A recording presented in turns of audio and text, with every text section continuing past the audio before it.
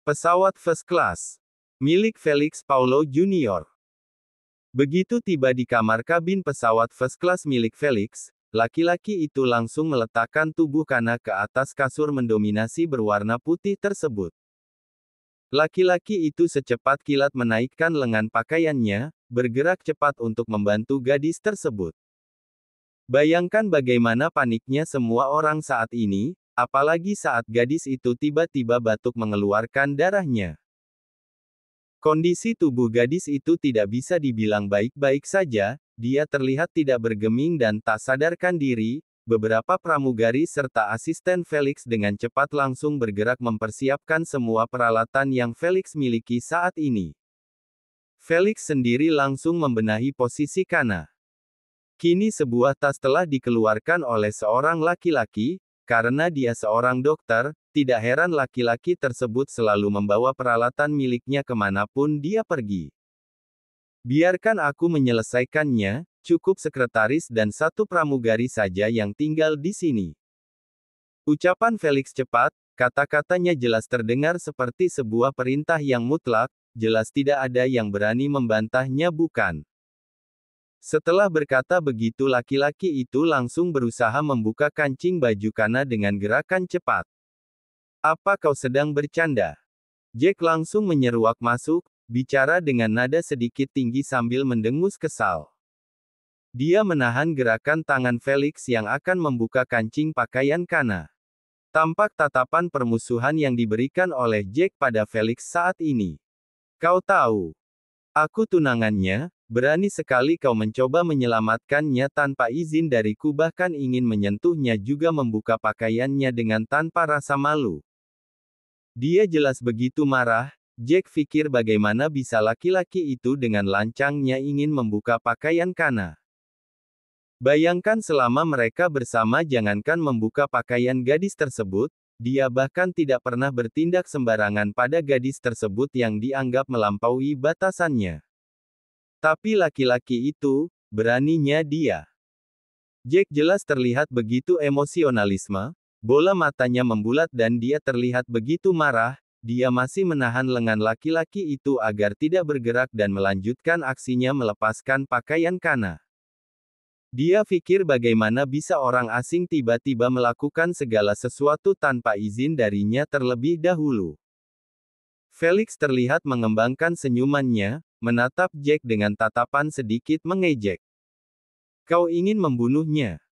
Felix yang sejak tadi menghentikan gerakan tangannya langsung menepis tangan Jack begitu saja, dia menatap wajah laki-laki itu sambil kini mengangkat kedua tangannya.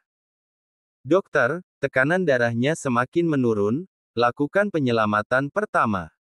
Seorang perempuan bicara sambil berusaha menekan jantung Kana beberapa kali. Dia berusaha untuk melakukan pertolongan pertama.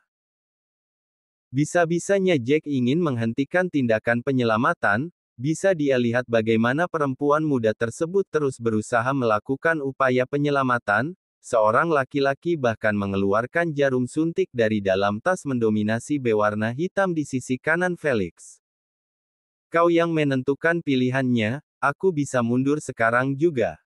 Ucap Felix sambil menaikkan ujung bibirnya. Oh God, dokter jangan bercanda, Tuan, kau akan membunuhnya. Pekik perempuan di samping Felix, bisa Jack lihat keringat dingin bercucuran dari balik wajah dan kening perempuan tersebut. Seorang laki-laki lainnya menunggu Felix mengambil jarum suntik di tangannya. Beberapa pramugari terlihat menunggu keputusan dari laki-laki tersebut. Sejenak Jack menelan salivanya, jutaan kebimbangan menghantam dirinya. Kembali ke masa sekarang. Mansion utama Roy. Cooper hanya bisa menarik kasar kerah bajunya, dia mencoba meraih rokok yang ada di atas meja tepat di hadapannya tersebut. Laki-laki itu mengeluarkan rokok tersebut dari kotaknya lantas meraih satu batang rokok dan meletakkannya di pinggir bibirnya kemudian secara perlahan Cooper langsung menyambar sebuah pematik. Bisa dilihat bagaimana laki-laki tersebut mulai menyulutkan api di ujung rokoknya. Lalu laki-laki tersebut mulai menghisap rokoknya secara perlahan, dia memilih untuk berjalan mendekati kaca jendela besar dan mendongakkan kepalanya untuk beberapa waktu. Pemikiran Cooper jelas berkecamuk menjadi satu saat ini, selain karena tekanan yang membuat dia terbebani atas kasus kematian Chris di mana belum tahu siapa pembunuh yang sebenarnya. Dia juga harus kembali terbebani saat adiknya ikut bergerak membantu memecahkan kasus dengan memanfaatkan diri sendiri untuk mendekati Felix. Bagi Cooper itu jelas cukup berbahaya pikirnya, dia takut sesuatu yang buruk terjadi kepada adiknya tersebut. Sebab hingga sejauh ini dia belum tahu apakah benar Felix terlibat dalam pembunuhan Chris, jika iya maka apa alasannya. Tapi jika bukan Felix, maka siapa yang ada di belakang laki-laki tersebut, siapa yang sebenarnya ada di balik kematian Chris dan apa motif pembunuhan adiknya malam tersebut. Dan Chris kenapa harus memanfaatkan Elia, menipu semua orang dan membuat dirinya harus membenci Elia dan memilih menikahi Rihanna. Kak. Karena tiba-tiba secara perlahan menyentuh bahu Cooper, gadis itu memilih untuk bergerak menyamping dan berdiri tepat di sisi kiri kakaknya. Jangan khawatir soal apapun. Ucap Kana pelan. Bola mata gadis itu kemudian langsung ikut menatap lurus ke arah depan. Sedangkan orang lain yang ada di ruangan tersebut memilih untuk menyingkir dan membiarkan kakak dan adik itu mendapatkan kesempatan untuk bicara berdua dan berdiskusi bersama.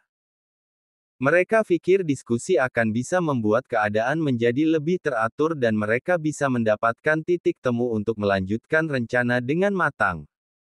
Apa seorang kakak harus mengabaikan keselamatan adiknya? Tanya Cooper pelan sambil melirik ke arah Kana. Dia melepaskan hisapan rokoknya, membiarkan jemari kanannya menahan rokok miliknya. Kana balik melirik ke arah kakaknya, gadis itu kemudian mengembangkan senyumannya.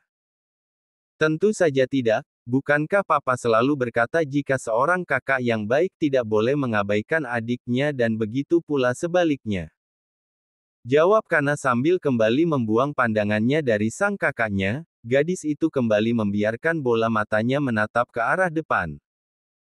Tapi untuk kasus ini, bukankah kita juga tidak boleh kehilangan kepedulian untuk mengungkap siapa pembunuh Chris sebenarnya?